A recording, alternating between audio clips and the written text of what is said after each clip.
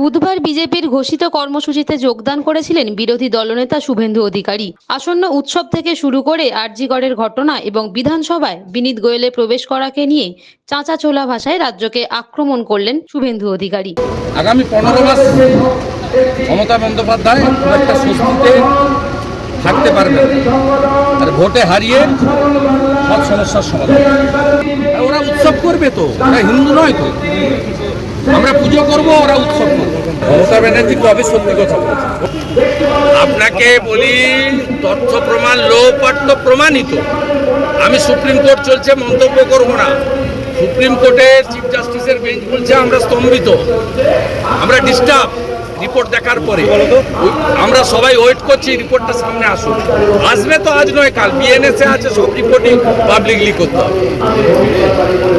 অর্থাৎ সেটা তো হবেই। আর অভিজিৎ মন্ডল অ্যারেস্টের সাথে সাথে মমতা ব্যানার্জির পুলিশ তথ্য প্রমাণ লোপাট করেছে, এটা এস্টাবলিশ হয়ে গেছে। আমি প্রথম দিন থেকে আমার এক্স হ্যান্ডেল খুলুন, ফল বদলেছে।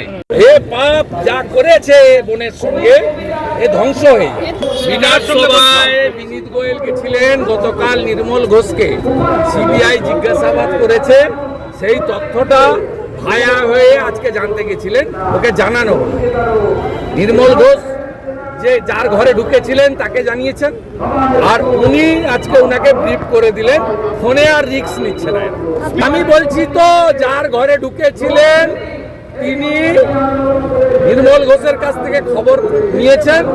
আজকে খবরটা বিনীত গোয়েলকে বলেছেন, এই প্রশ্ন হয়েছে, তাতে বিনীত গোয়েলের নাম এসছে কিনা ইত্যাদি ইত্যাদি, এটা ওনাকে বলা হয়েছে আজকে।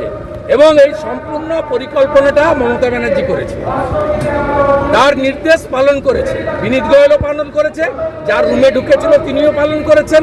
আর যিনি গতকাল গেছিলেন নির্মল ঘোষ, তিনি আজকে ফার্স্ট আওয়ারে বিধানসভায় গিয়ে তথ্য দিয়ে এসছেন। এই তিনটে নির্দেশই কার্যকর হয়েছে। এই যে এখান থেকে 500 মিটার দূরে যিনি বসে আছেন তার নির্দেশ।